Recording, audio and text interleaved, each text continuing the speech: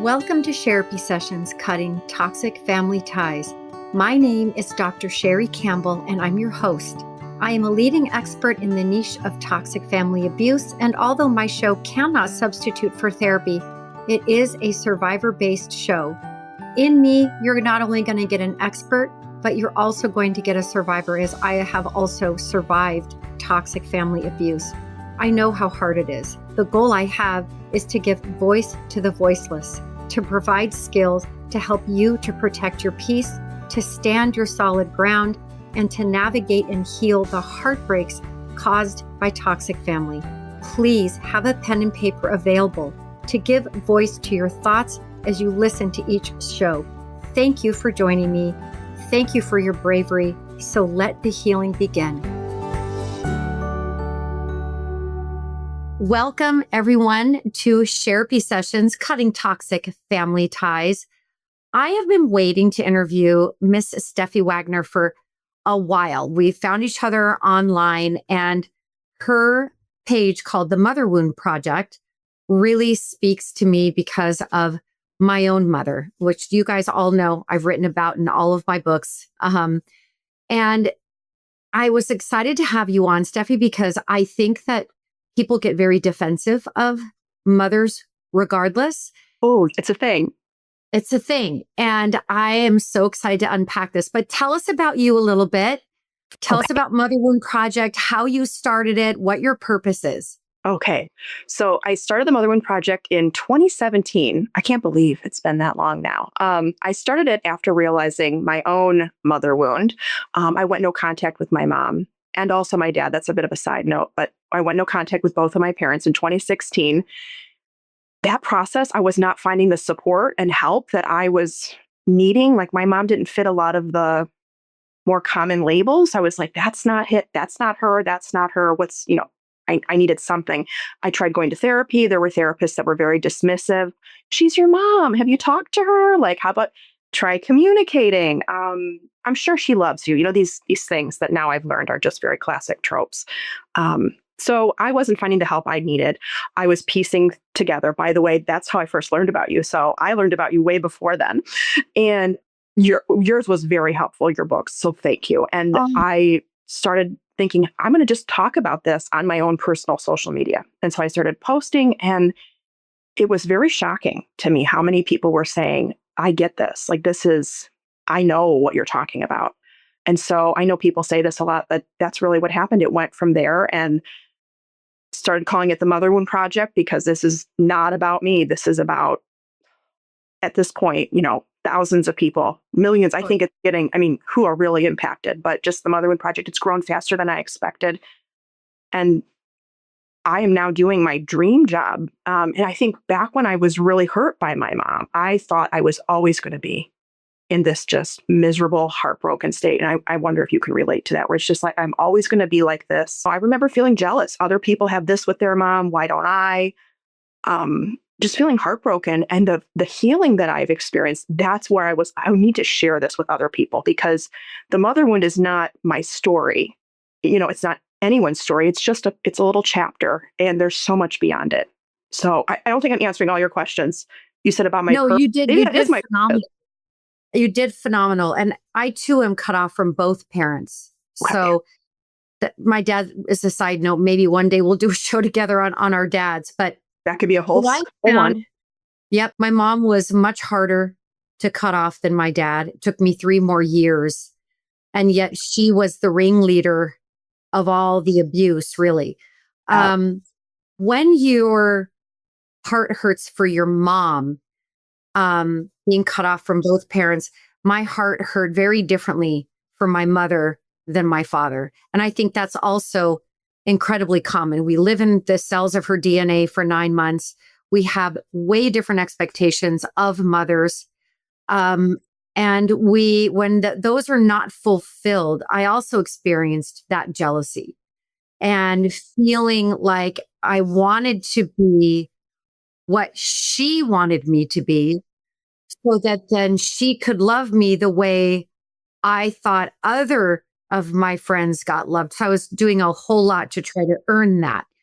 Right. And wrap the wheel. Yep. Yes. So, I find it so interesting, Steffi, and I wonder if you take the same kind of shit in social media, but there's not a more emotionally violent person on social media than a toxic mother. I can't disagree with you. That was a very unexpected side effect of the Mother One Project. And I, I still, Dr. Sherry, get surprised, like, whoa, the vile vitriol. I mean, the things I get DMs, it's daily DMs, Yeah, emails. it is. And then we have this mother wound. And then we have other mothers that aren't our mother wounding the mother wound. Oh, yeah. That's the trauma on top of trauma. It's the trauma on top of trauma. And it Yeah. it amazes me some of the things that they'll write in my social media Yeah. and that they are advertising exactly what I'm talking about. Mhm. I will actually very little, most of the time I block, remove, and delete these vile people. But there are times that I'll say, thank you for posting this. This is exactly what I'm talking about. You are exactly what I'm talking about. Yep. You've made the entire point. Yes. Oh, I hear you. Oh, Right. And it's a scary feeling as a public figure to be attacked, blamed. Um, you ruined the relationship with my daughter. I'm like, I've never met her. no, no. And if your daughter sought my workout and I don't know her, she's not sat in my office, then I cannot be the cause and source of your problems. But toxic Amen. mothers blame them anyway. Will Yes. you tell us a little bit about your mom since you Oh, felt like she didn't sort of fit into the classic? Because I think that could really help a lot of people. yeah. So, my mom was my very best friend for really until about 3 years before I went no contact with her. Now I understand. I can look back and see the enmeshment and the emotional abuse and how she was, parentifying me. I can see these things now, and I had even gone to therapist school. 2011 I graduated, so took me a couple of years after that to go, oh wow. I remember professors, Dr. Sherry, going, I'd like to talk about that interview that you did with your mom because part of the work is looking at our own. And they were seeing things, but I was not able to see it yet. It was far too threatening. So anyway, best friend. And then I had a baby. And this is a Mhm. common, I'm sure this is a common, we'll call it inflection point. And I was able to see her in a new light. I was seeing how she was wanting to control not just me, but now my son. I remember her saying things like, I'm the grandma. I get to make my own mistakes with him. When Oh I would my. try to speak up and say, nope, we're not doing that, or please don't speak to them that way, little 2 and 3-year-old. And her perspective is she is in charge, right? Like, and I now understand it's kind of like I'm a cow that had a baby and she gets to own that baby cow too. And I talk with clients about that. They're like, that's exactly how I have felt. Like I'm a livestock and I had a baby. And now not only does my mom think she owns me, but now she thinks she owns my children. And we're just part of her herd. And we're supposed to fit into this box, this pen that she has created for us, right? And we can span that out as a narrative. Here's your lines. You're supposed to say and do these things. On the Mhm. outside, people think, today I have a lot of people who knew me growing up who don't believe me because from their vantage point, I had the best mother. She's a teacher. She loves children, right? Not considering, well, maybe part of why she became a teacher or the big reason is because that gave her access to children she could control and that made her feel powerful. But right. So a lot of people, they don't believe what I have said. And I've had to learn to deal with that. Like that's okay. Like and I think that's something a lot of us who have the motherhood, other people, I was listening to one of your books this morning on audio. Like people, they are going to think what they're going to think, and it's not our responsibility. And that's something I'm sure you are aware of too. People who are newer to healing this, there's this, how do I get people to understand me? But anyway, with my mom, I learned I'm not going to, and that is okay. My healing is not dependent on other people agreeing with me. And part of me, I'm glad she's nice to them. I'm glad they know that side of her. Thank goodness. right? They don't know the manipulative. I mean, she had what I call phone voice. I remember the phone would ring and she could have been yelling or berating me. That same 30-second time frame, she picks up the phone and immediately, hi, Judy. How are you? Oh, we're great. The kids are good. How are you guys? And I remember being a child and thinking, okay, that's weird. But then it became just my normal too. Like, well, that's what you do. So my mom I call her an image mom. She looks wonderful on the outside. I can so relate. My mom ran ski camps for burned kids and cancer kids from Children's Hospital. Oh, Also, mhm, yeah, mhm. both parents were educated as teachers, Okay. both mom and dad. This common theme. Seems interesting. Hmm.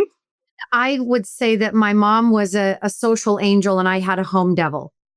Oh, that, I mean, that, Right? So I had to play her parent. I had to be her parent, her yeah. therapist, her best friend, and her enemy all at once. Yes. Yes. So she loved me, but hated me. Yes. So she loved me in a public image, but hated me in private. Right. And I think that relate. when people see the social angel Yes. version of your mom, and she treats you very differently outside the home than inside, or the way she abuses you outside the home is so easy to gaslight, but she got a jab in and other people don't really notice it, right? My first book, I titled it, But It's Your Family. Like, but it's your family. Yes. And I was getting it all the time. And just like you, I was trying to find my way through. Now, I did find my mom has some very classic traits of borderline histrionic narcissism, dependency, and honestly, even a antisocial. She doesn't maybe break laws verbatim, but she's always breaking rules, right? The Little rules. apply to her. Okay. Yes. So she had a lot of it. So I could find her in places. So I'm 53. So what was available back then isn't anywhere near what's available today.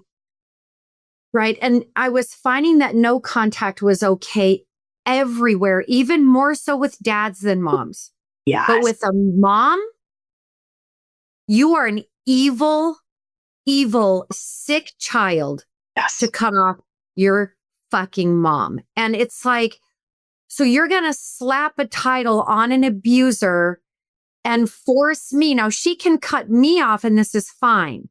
But if it allowed. Right. And then I want to also talk about the ownership of grandchildren. So one of the first things my mom said to me was, I'm not going to be a grandma who just babysits your kids. So just so you know, they're not staying the night. I'm not staying up. I'm going to go to bed. So I'm not going to be a babysitter. And I was like, I don't even live in your state, but like, okay. I was wondering, what were you thinking at the time? Shock. But it's her. She's so selfish that I thought, well, of course, your bedtime has to come above and beyond all else, because that was how she was. And her eating times, it was all very, she had all kinds of false illnesses. At that point, I was kind of relieved. But anytime she was around me and my daughter was uncomfortable. My mom was controlling. She was enmeshing. She was invasive. And then she tried to triangulate my daughter to try to turn my daughter against me and use my husband to do it. Right. So when they become the grandparent, it's almost like their idea of their crown gets bigger. It's like in those Mario games, the thing just, yes. Yes. They just get absolute bigger. Do you think that in having a child, that your mom in some way was also jealous that your time, love, and attention was going to go somewhere else? Yes. So tell us about that. I don't know if you've ever heard Elton John. He said it beautifully. Basically, his mother would never be happy as long as he was happy with someone else. And I read that quote one day and I went, oh my gosh. And it makes sense. Right now I can look at it. Oh, there were things when I got married. That's a whole other thing too. But it was really intense with my son. And I think about that all the time and energy, right? Because I do think on an unconscious level, she views me as her parent. And so then this child comes along and usurps her. And I mean, I really relate with that. At the time, I did not. I thought I just need to explain what I'm trying to say. I tried for years. I know this is the moms who say, we just don't know why it happened out of the blue. No idea. And I'm thinking, well, that tracks. Yeah, there's no accountability. I have a new book I've written and it was just accepted for publishing. So it's been a really exciting couple of weeks. And I have a little method of high contact to no contact, but all in the form of a house. So like there's a porch, yard, a fence, and a picket line. And I love this. Yes. At each stage, you're giving them chances to stay in your life each time. But when they're being destructive on your porch, you have to demote them to the yard. And I think you think, well, they have issues, but maybe they're just immature. Maybe they're not abusive. So I have this whole formula. And I want to see. Sounds great. When they leave and they start their picket line smear campaign in your cul-de-sac, they're like, I don't know what happened. She suddenly cut me off and it came out of nowhere. And you think you're looking back, like, do you not remember the porch, the yard, the fence? Like, but it's sudden. All the steps that got you to where you are now. All the choices that you have been making. Yes. What is your mom's narrative? Do you have any idea what her narrative is? I hear bits and bobs. I will just let you know, I have borderline personality disorder. The second grade teacher had diagnosed me. Oh, I hate that she's around young children. But anyway, yes, I have borderline personality, and that I know that pamphlets have been passed around to my family members, people I used to know. This is the why. I'm very mentally ill. And so, sometimes I'll joke, like, I have struggles. That's not one of them, but okay. But that's the one she's using it as a weapon, right? It's very unfortunate. She's using it to say, my daughter's crazy. Don't believe anything she says, right? Because that's part of this. She needs to undermine.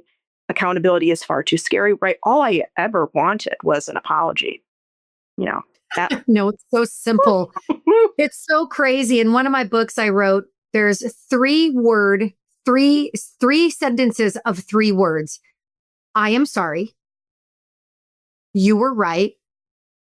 Or I was wrong. Funny that I've never seen those end a relationship, but I have seen people not being able to say those things destroy them. I think it's so interesting that when a daughter cuts off from a mom, and I also think that it's different for boys with moms that have toxic moms. I think that there's a mother-daughter, very mother gothel. I talk about Rapunzel in like 4 of my books. Oh, good. Because gothel, right, is so much. There's a jealousy. There's wanting the daughter to parent, seeing the daughter as wanting to have consistent access to her attention and time.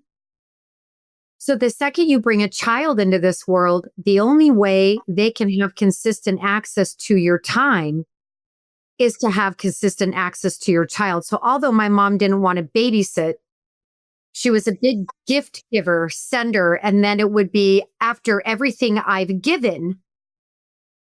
Now I owed her my daughter's life because she bought my daughter clothes or she bought my daughter ski lessons or whatever it would be. Then never mind that's transactional.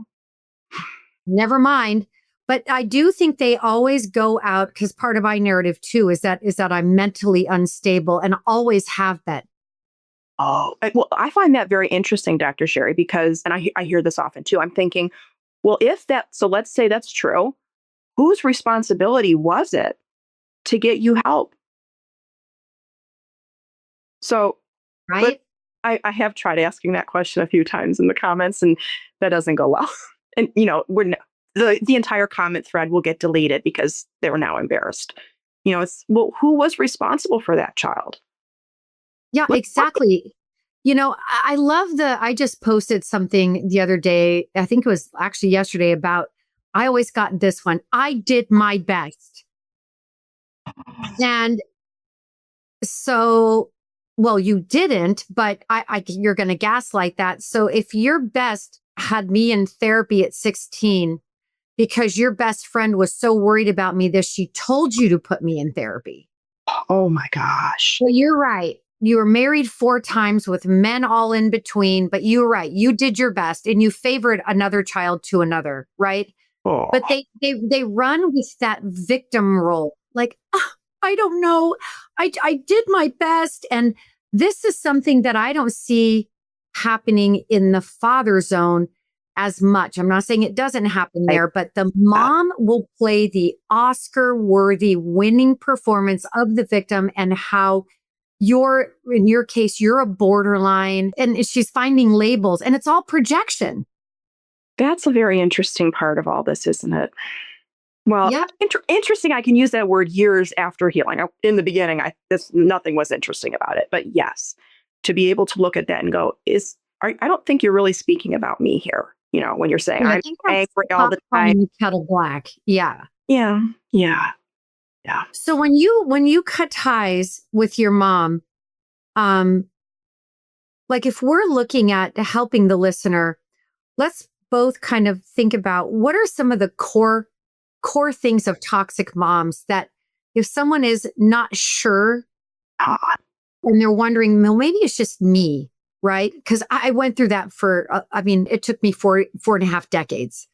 yeah. I was 45 years old before I was able to just, and honestly, I was lucky because she cut me off and that was her favorite game. But I would, well, You okay? yes, That's cut me part. off. And she always did.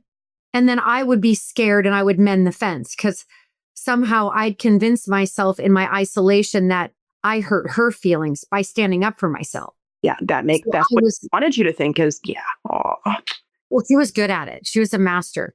So list out for the listeners some of the things that, because your mom was very covert, right?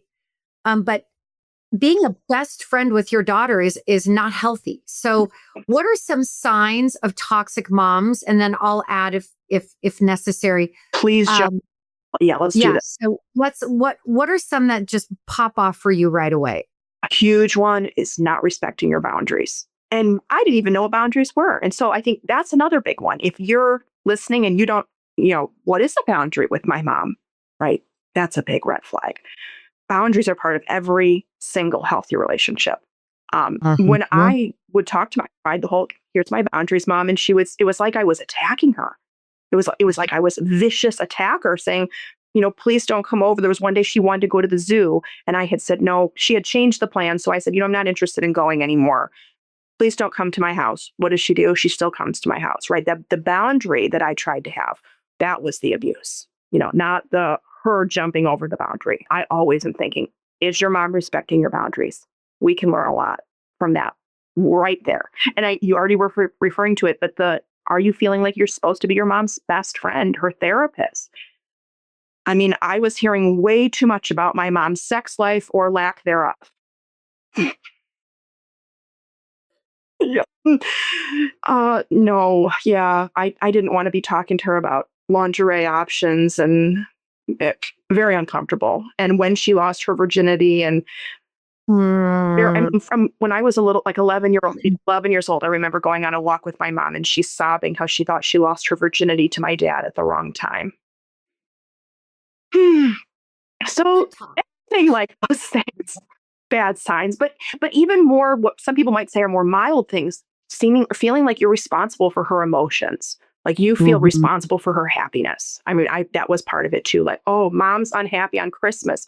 I have to make mom have a good Christmas. I have to make mom have I was helping my dad buy her gifts because he doesn't care about her. But to try to make up that difference, I was going in, Dad, how about this? And how about that? And how about that?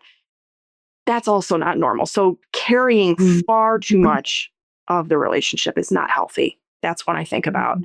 Um, Another huge one, if you hear she's gossiping about you or oh, that is not good. But how many of us, I used to put up with it. I thought normal. Oh, that's just mom and her friends. That's what friends do together. They talk shit about their daughters. You know, it's not normal. Gossip was a huge one. I would have to, when it was so bad in my family that, like, let's say there was a family gathering, God. I would count how many people were in the room.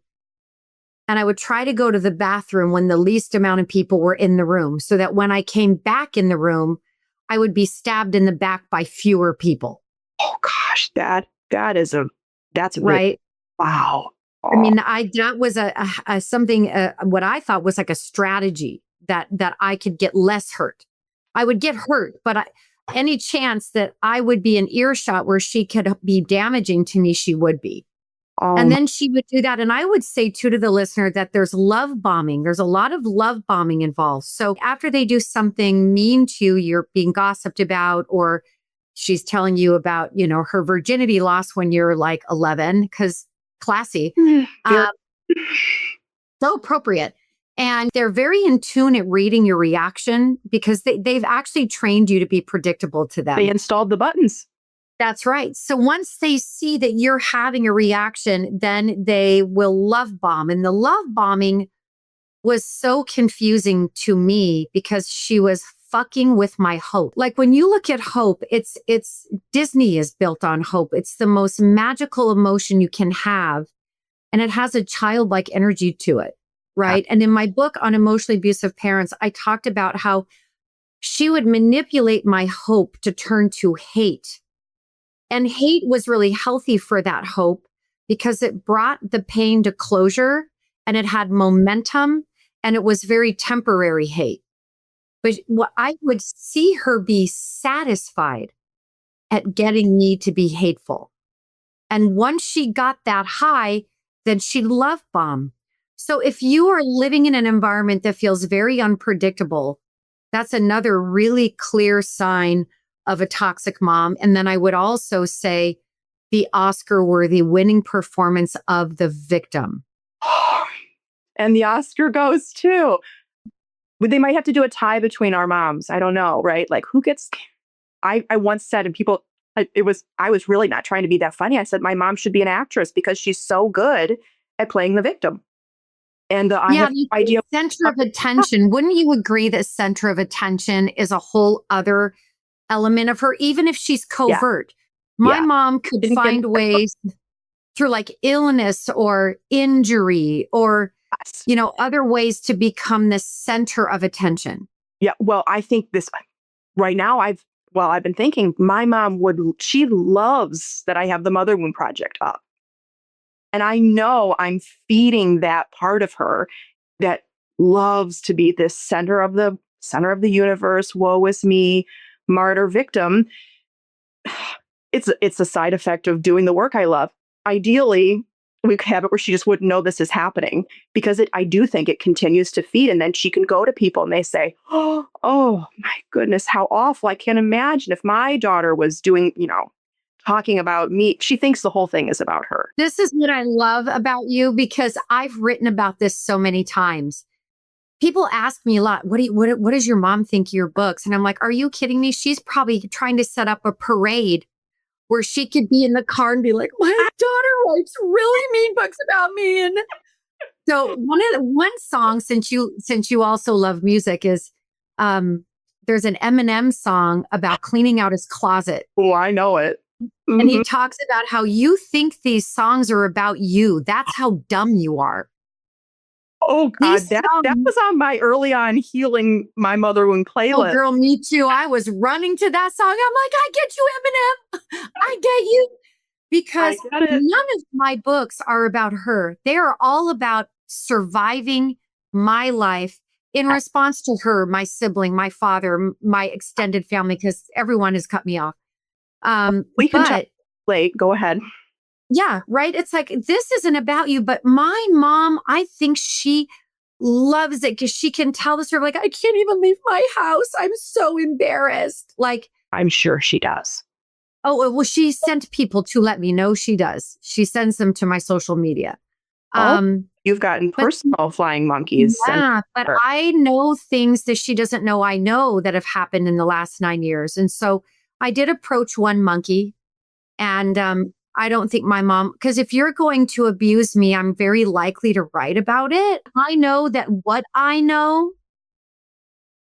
they wouldn't, my sibling and her would never, ever want that in a book. So I think I've successfully now used that monkey for a really good boundary.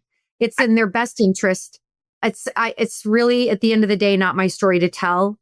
And I'm not just out to be hateful. I'm just out to write about the journey. But if you continue to abuse me and abuse me and abuse me, then all of a sudden it does become my story to tell.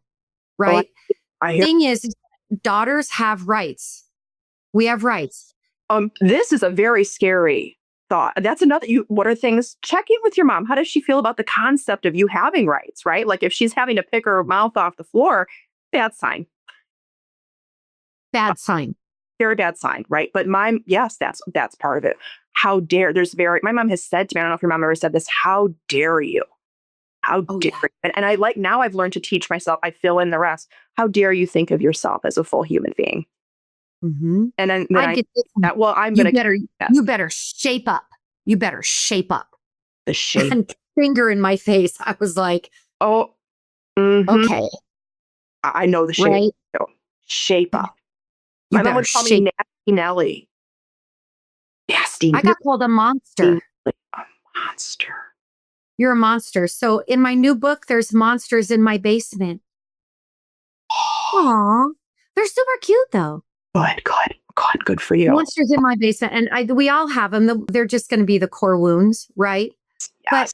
But why do you think people, society in general, get so defensive, in particular for mothers? Why is it that like when there's abuse and it's your mother, the people that know about the abuse, they might even see your abuse and they'll go, well, what help does your mom need? Exactly. What kind of treatment could... Yes. What about me? What about my help? I'm the victim. Like, what about my resources? Right. Why do you think that is? I think there's multiple layers. But I think the simplest way to think about it is that I think we still, lots of gains for women, but still predominantly women are taking care and doing the bulk of child rearing and care. And I think it's this like, well, we're not going to appreciate you genuinely, but we're going to give you kind of a, lawless reality. Like you do whatever you want with them. Like just don't, we'd prefer if you don't kill them, but just, do what you want to do. I think that's a big part. So whether we call that patriarchy or whatever we get into, I do think there are these power dynamics that are going on where the work of mothering is not really valued. I remember realizing that when I became a mother, I was like, whoa, like I didn't understand this until I lived this. And so I think it's part of that where it's this unspoken, well, we're not going to treat them with respect, but we're going to smack everybody into line, be nice to mom. Now, beyond that, I think there's a psychological part where it's incredibly painful for us as humans to think that we can be born at no choice or fault of our own to someone who can be our worst enemy, our first bully. My mom's my first bully. I remember looking everywhere else, for the bully, and she was helping me. Oh, it's that kid at school. Oh, it's that girl that you know. Oh, it's that boyfriend. Dump him. It was her.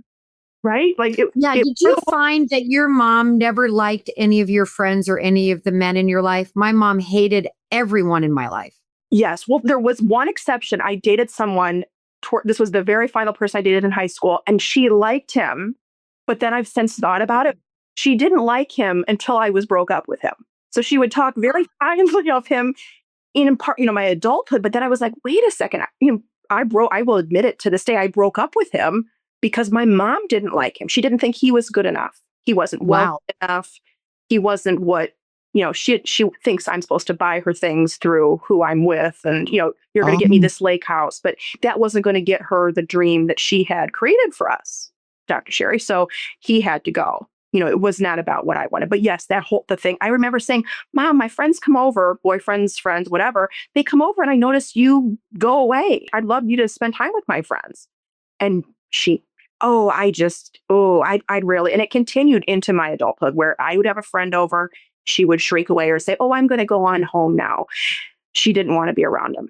And she would provide things, though, bring out snacks and food, right? That thing where then people would go, oh my, I lived in a very nice house. Nice. I had all the nice things. So people would think it probably looked very beautiful from an outside looking. Well, you can't really look in from the outside, from the view and through the windows. It looked nice. Yeah, I get that. You know, I had certain friends that she did like, but that's because she was friends with their moms. I know that one too. But any man that I dated, if she wasn't friends with the mom, like all the men I dated through college, um, anyone who took my attention really. And Yes. she wasn't ever good to me when I was getting attention, but she didn't want my attention going anywhere else. Oh, And I honestly think my mom hates men, to be honest, and she hates women for sure because she gets jealousy issues, and she's oh, always having friendship problems, and you know it's just oh. totally insane. Would she But make that cutting remarks about women's bodies? I mean, this is something I always often. It's its own theme. Yes. Her and men. I mean, girlfriend. she'd be Yeah. like, "Look at his gut; he's got a beer gut," or "Look at her; she's got an old lady gut." So I had an eating disorder from 16 to 18. I was severely anorexic from 16 to 18. So she was always, and to this day, I will tell you that she's still doing it. Yes. Right. She's Right. And judging that's something everybody. people don't understand too. They're thinking we're upset about things that just in the past. Your mom is continuing to be her abusive self. The Totally. the past is the present. It's continuing. It's not over. Well, you know, I have a little philosophy on the idea that character disorders are progressive. I And love. the reason that I believe that is if you just take a step back and you just take some logic at this, if they're abusing and manipulating everybody every day from service workers, lawyers, judges, grocery store clerks, you know, people coming to your house, if they're doing this and they're practicing it and they've learned to get people to come around to their way of thinking Yeah. again and again and again, and this is what they're doing, because what I learned that my sibling and mother were involved in, um, I hate to say because you'd think I wouldn't be shocked at this point in my life, but I was actually, not only are things not better over there, they've become worse. Yes. Okay. I. So I think they're progressive. I think that they get better and better at these behaviors because they practice them every day, all day. Yes. I. So This. they This become makes. more masterful. Yes. I remember early on, part of my experience was going, but I had some good times with her, but it was like the good times were becoming fewer and fewer and fewer. And she was, I mean, showing her true self more and more where my husband was seeing it and friends were starting to see it. I Well, mean, you know I why, understand. Steffi? I honestly think they wanted puppies, not dogs. So if you think about like But why that, are they so why do you have more good times with them or more good memories in childhood? Well, back to your point about maybe why both of our mothers became teachers. Control over children. Well, when they are food, home, and shelter dependent, how hard is it to manipulate this child? So I that became more and more and more hated the more distant I got and the more successful I got. the less control she couldn't have over you. This is a theme I hear about all the time. And people will feel guilty about it. Like, am I not looking at this right? Because she was really good when I was young. We would do these little fun tea parties together and she would buy me cute things and helping people realize you were a very different person at that point. She could control you in ways that your adulthood is not allowing her. She can't sink her claws in as deep. And that Well, terrifies. and then I think too, as adults, you start getting more supports. Like I noticed that in college, she never came to anything. My brother was a professional athlete, so he did his sport in college and she wouldn't miss anything there. But Parents' Day, just like Parents' Day at college, I was with other people's parents all the time. She So would. when they started to notice, and to me, it was always normal. I always felt cast out and I was the scapegoat as the child. And I was very, very angry as a teenager. All of those things are true. Um, but I was that way because I was getting abused, but I didn't know the games. I didn't understand passive aggression. I didn't understand these things. So as other people started to notice, then it helped me to notice, Yes. right? Like, I shoot, not work. where's your mom? And I'd be like, oh, yeah, Did you have people in your life who would like say things that you would hear them and you're going, oh, I like you'd never thought of it in that way?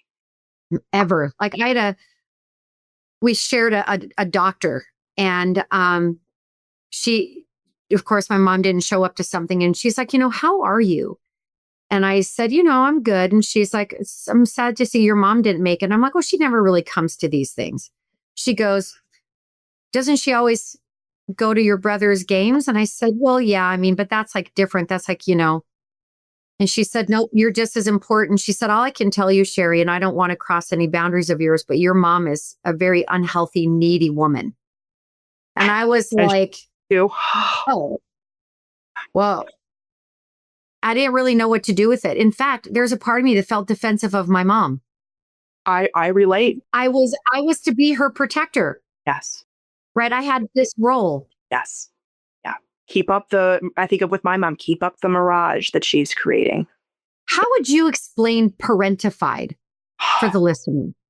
Parentified, I think maybe I use a broad definition. I'm thinking of it where basically the role is reversed, where you as the child are being put in a position of the parent. And so that can look different in different families. So in some families, if they're siblings, maybe that does look like you're needing to parent, well, you're being expected to parent your siblings. But in families where there aren't other siblings, mom, it can be you're expected to help her when she feels sick, get her the thermometer. Maybe you're expected to make her dinner. She gets home from work, you're supposed to do the cooking. I think it can look differently for different families, but that general rule of the child is feeling far too responsible. And it's that reversal. I mean, do you have anything? I'd love to hear what you think about it too. I think too, and I love all those examples that you gave. I think for me is I felt like I had to constantly be her therapist. Yeah. Even at ages of like, 5th grade, 4th grade, I just knew that somehow my behavior made her, I was made to believe that my behavior made her good or bad. So I was constantly trying to figure out how to be the version of me that she could like. Oh my gosh. Okay. And I'm taking care of, thereby I am responsible for her mood. Yeah. So her mood is going to be totally dependent on me. And so I was constantly doing that. And my mom never grew up. She married 4 times. My dad married 5. There were men in between. She shoved me into the middle of one of her marriages where the guy had the affair. So I was confronting him. Oh, mediator now. Me confronting him. Me then having to take this pathetic woman to her lawyer. Me having to talk to the lawyer. Yeah, that's... and then she took me on this vacation that he was supposed to go on. And the entire time, I was just being dumped on. And then she was mad at me that older men wanted younger women and that more men want me than her now. And I'm on vacation with her, being her therapist, and I'm getting all this vitriol anytime we went anywhere. Look at that guy. Now he's looking at you. See, told you. They'd rather have you than me. Oh, and I'm just like, ever. I don't, why? Like, I know they don't. And I'd be like, Mom, you're so pretty. Like, make her feel that. Right? So I think that mood base, outside of taking care of her when she's sick and bending the world on its axis if she's hungry and all of those things, it's so annoying. But it's the mood. Everything comes down to the mood. Like, I better take care of her now that she's sick, because otherwise I have to deal with the mood. So I was measuring like math. What's the benefit cost? And I often think and talk with clients, they'll say, why can't I do this thing that, they think they should be able to do, or this normal thing? Other people are doing this. And I've talked, what were you doing with all that hypervigilance? What you weren't doing was these things that maybe other people have learned. Like, you were being hypervigilant. That takes energy, while other children were being children, learning boundaries, learning how to care for themselves, learning to pursue hobbies. We were mom. What does mom need? What does mom want? That constant, it's terror. And then my mom also loves to look back and go, well, she did have a lot of anxiety. And I will think, no way. No, you're kidding. Weird. Super strange. Weird. God, we don't know where it comes from. Yeah, just weird. A lot of anxiety. But my brother, I heard some about your sibling. I don't speak to either of my siblings. And my brother has used that as an example of why I'm at to fault, because he'll say, well, you had a lot of anxiety and you would cry a lot as a kid. And I'm thinking, well, that all is correct. You're like, well, I mean, God, the apple doesn't fall far from the tree here. Yes, I was the sensitive one too. My brother really had this belief, and this is an actual quote out of his mouth, Oh, not to me, but to someone else. But he said, there can only be one star in this family. So I truly was the sensitive kid that was hardly thriving through the 9 marriages between my parents. Call me crazy. Um, I had certain things I could hang on to. I'm also an elite athlete. So I had some other influences, and I grew up in an area that is probably one of the most beautiful places in the world. So I could be your house. out, the environment, the trees, the creeks, all of that sort of hugged me and loved me back to life on a daily. So glad. But that people can look at that, because my brother went pro. I think that everyone, she'd wear shirts around with his name on the back and say, I'm so and so's mom. Like, it was unbelievable. Oh, that tracks. You'd Mhm. have to put her right earring on before her left, or we might not have a good game, Oh, right? And then I'm like this extra thing that it's like they just and she's so high maintenance, and so it just made me more and more and more angry, which really feeds into their narrative of me. And when the smear campaign was happening, I really did try to defend myself, and that just made me look crazy. oh, So I did that too. I yeah, remember. I made all the mistakes, Steffi. I'm like, let me go make every single mistake. But now I write about them and I tell people, don't do that. Don't do that. That's not I a did. choice, because you're going to get nowhere. But I Just do tried it. It feel doesn't. it does not work. I really do feel that I've always been in alignment with the truth, because I had to have so much anxiety and I had to have some ability to predict behavioral patterns so I could survive. Exactly. It was Now, there am for I good a little reason. bit a paranoid person in my life today when I first meet people? Yes, I am. Is that going to go away? Probably not. I'll- I test out as a damn 6 on the Enneagram. I mean, I'm an INFJ. It all lines up. So I feel like it's of benefit to me now, because I don't give trust. It has to be earned. I don't just give my heart, because I gave my heart and gave my heart as a kid so much to her, and I was just annihilated. And I would This say makes that the not enmeshment, right? I don't know how you feel about your siblings, but my brother is also a victim. I mean, he's Yeah. so enmeshed, and he's never been made to be responsible for how he shows up in the world, because his career ended in 95, just FYI. I don't, Oh, okay. because he was somewhat known at some point. This is everything to my mom, right? And to the small town I grew up in. So he has learned that he can do no wrong. And she has been in there fixing all of his problems, from cheating to anything. She's in there fixing it up for him. And he will never get better, and he will only get worse, because there's so many secrets between them. So I don't know how you feel, but I got out, and I feel like I'm the lucky one. Oh, I feel that. I feel that. I tried to reconnect with my siblings during pandemic. A lot of us tried to do all sorts of things during the pandemic, and it was going really well. But what I was eventually seeing, like especially my brother would not even, he's, if you don't talk to mom, I'm not talking to you. He's been very clear from day one. I call that a relationship contract, right? It's like I'm being punished. Where is the dysfunctional family? I don't see it. I don't know. Weird. But anyway, my Wow. sister, there was some hope, but I do think my mom is manipulating her financially, doing various things to keep her dependent on my mom. My sister recently had a baby. She did not have the baby in the way my mom thinks you're supposed to have a baby. You're supposed to be married first, and then you buy a house, and then you have the baby. My sister, Uh-oh. baby, Broke a law. no marriage, no house, which it's no problem. But to my mom, this is great sin. My mom, part of my story is this Christian fundamentalism too. So, Oh, wow.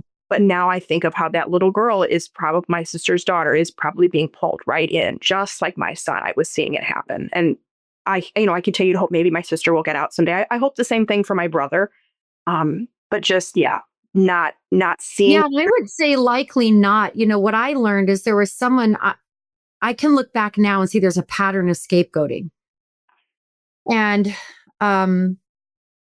it was, I think, my mom's sister first, who now's totally back in, but was the sister my whole life, and my dad.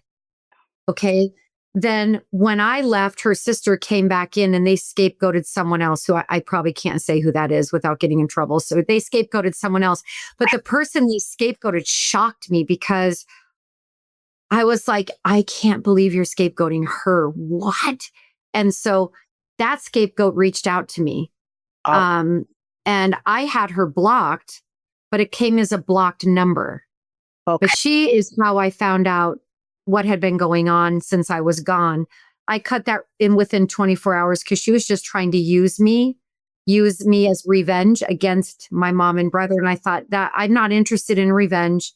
I don't want to be a part of something that's, I don't want to be a part of something that could be really, if I had an ego, could be satisfying. I left all that pain. I don't want to touch it ever, ever, ever again. I am happy. I'm free. I don't want to be a part of it. Right. So I just cut her back off and held the information for a long, long time until that woman, my mom's friend, got on the page. But I look at them and I'm like, well, if a scapegoat leaves, there is a replacement scapegoat for you. We just don't know who that is, or maybe you don't know who that is yet, but your brother sounds like a minion. Like he's just doing his bidding, and your sister sounds like sweet and like, just, you can have whatever you want. And I just don't think they're strong enough to go. And when you go and they watch and see everything you're not seeing that she's doing behind your back, that will make them even more afraid to go. It's that cult.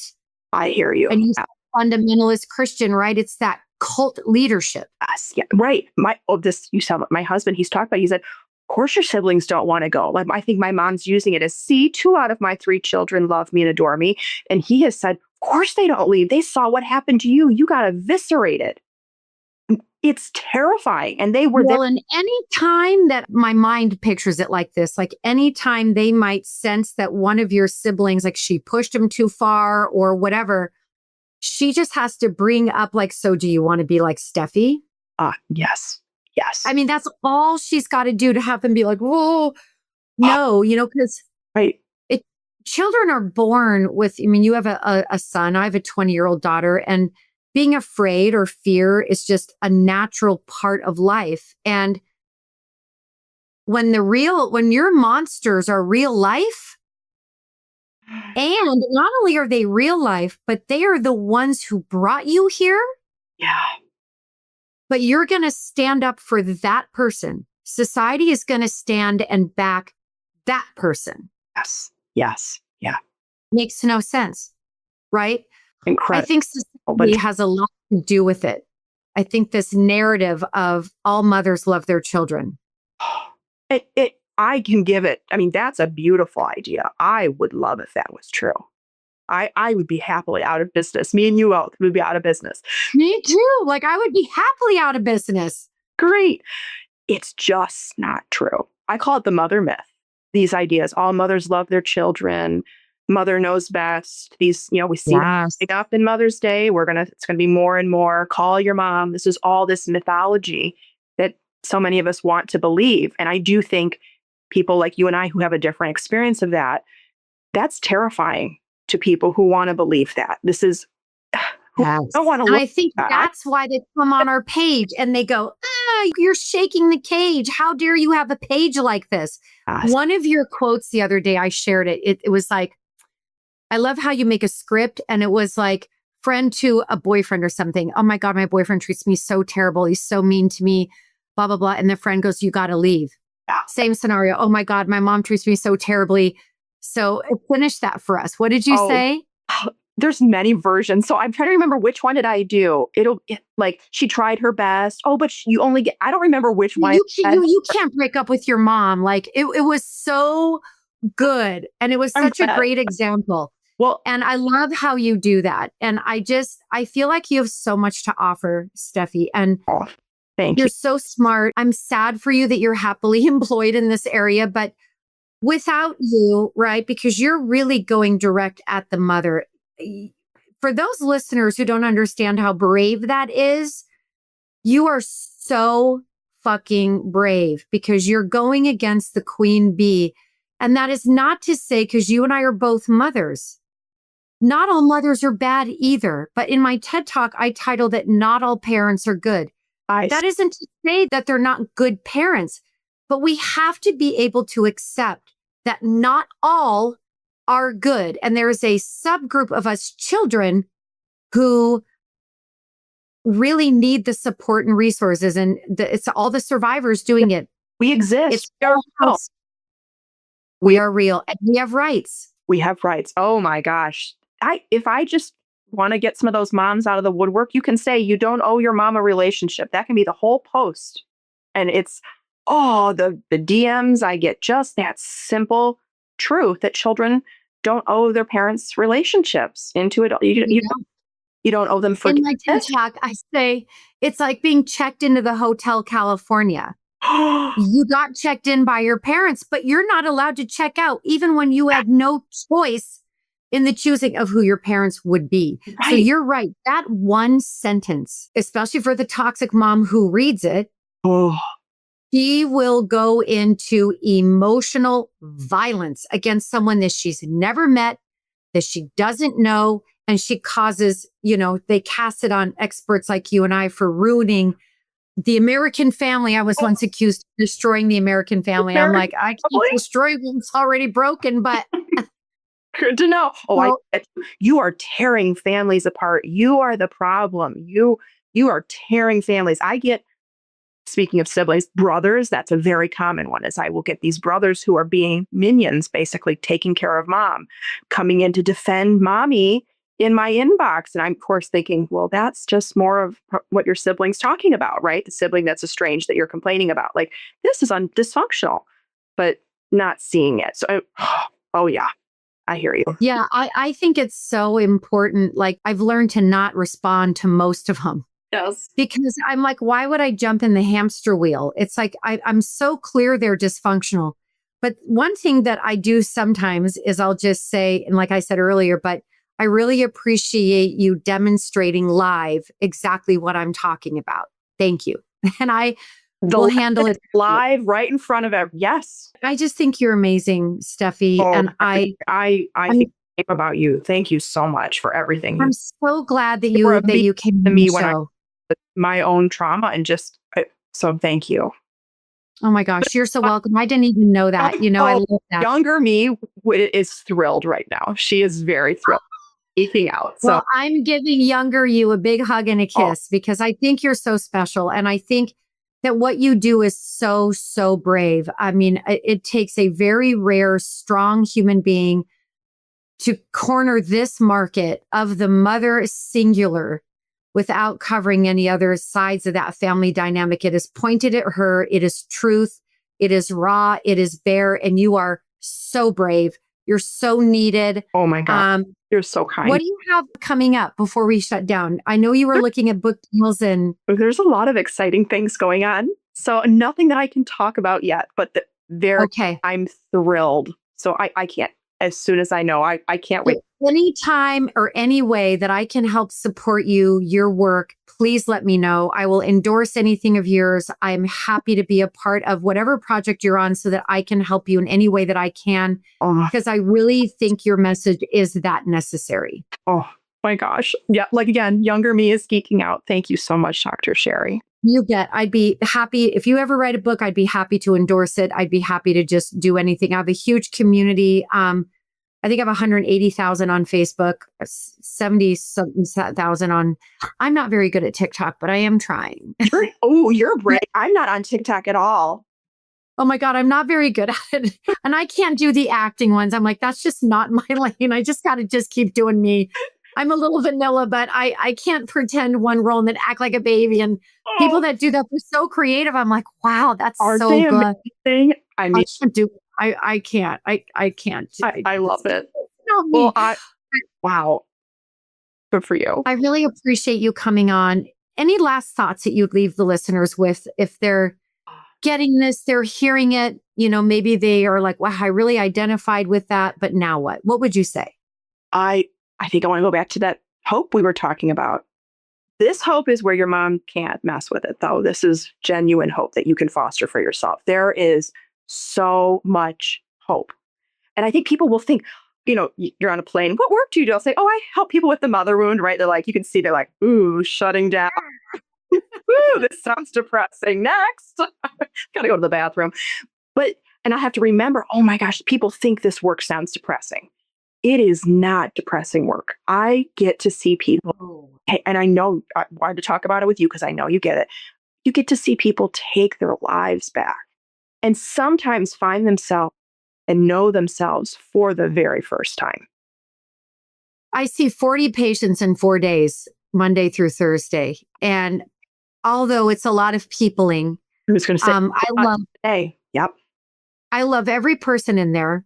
And I get to witness every day miracles, just the smallest insights, or coming to therapy consistently when they've never been able to be consistent because no one was consistent for them.